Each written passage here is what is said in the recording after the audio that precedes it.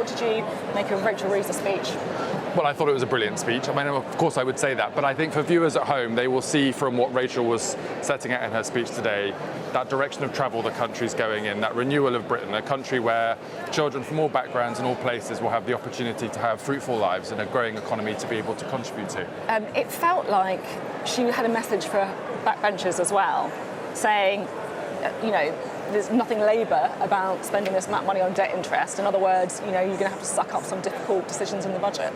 Well, she's right. I mean, we inherited over £100 billion on the nation's credit card from the Tories because they couldn't figure out how to pay the bills for 40 years. Yeah, but you've added to it as well, haven't you? Come on. You can't pay off £100 billion on your credit card in 1 year, but we're having to pay the interest payments every single year. It's costing an absolute fortune to be able to do that. And Rachel's right. We want to put that into the NHS, into schools, into supporting local communities. So there are going to be difficult decisions. Well, that's why you can't just keep paying for day-to-day costs with borrowing. You've got to pay for them with tax receipts, and you need a strong economy that's growing to do that. On the taxes, because I honestly am a bit confused on this, right? Because some people are saying that Rachel Reeves has effectively ruled out tax rises in the budget, like VAT, income tax, that's all not moving.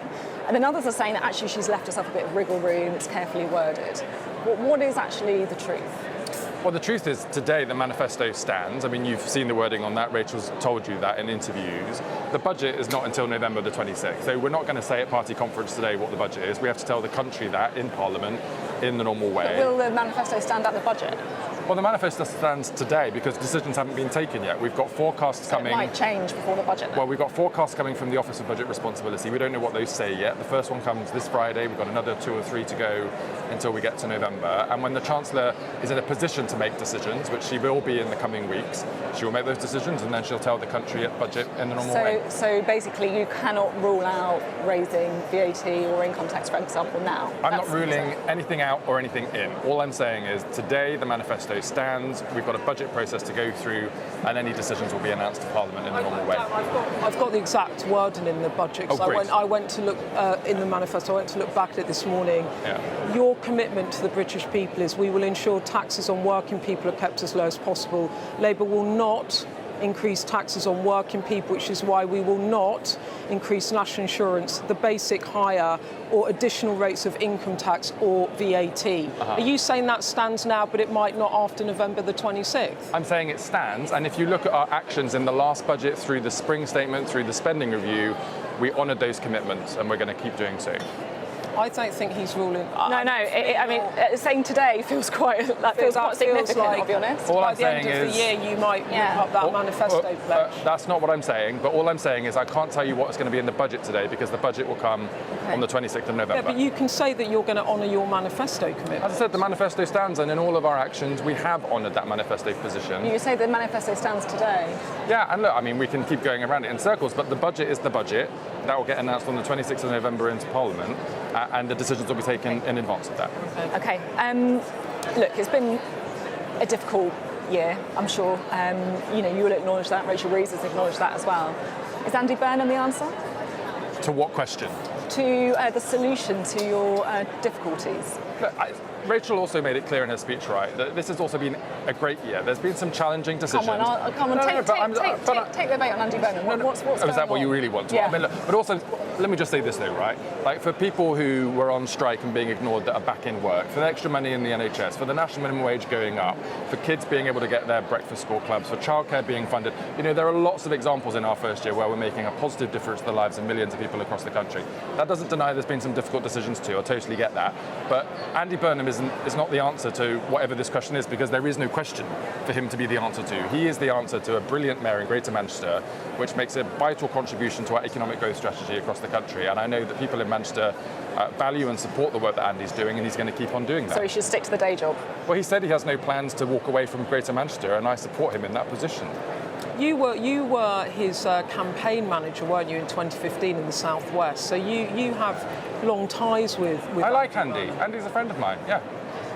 Have you spoken to him in recent days about I've not seen him at conference. I've not seen him at conference, no. Not yet. Hopefully I will do before we finish. Okay. Why is Labour incapable of even talking about the possibility of having a female leader? Incapable of talking about having a female. Why are we incapable? We should talk about it. I'm happy to talk about it.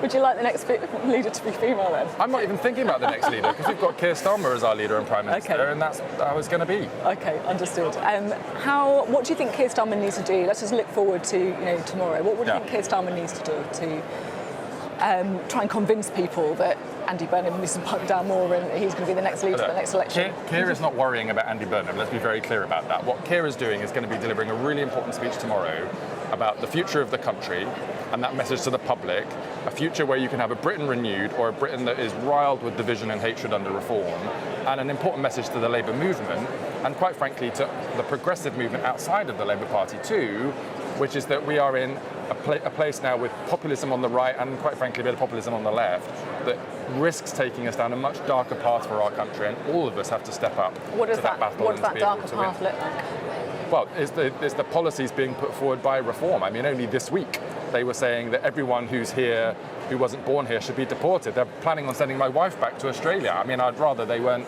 doing that. All of these people that have jobs and families working in our schools and hospitals, reform say to them, you're not welcome in our country. That's not the type of country Britain is. Darren, you're now the Prime Minister's Chief Secretary to the Prime Minister. It's a newly created role in order for you to enforce his desires and policies around government. So you see him a lot. Yeah.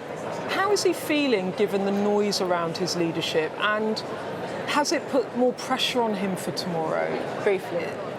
Well, no, is the answer to that question. He's fired up, he's positive about the future, and every day he comes in to get on with the job which he was elected to do.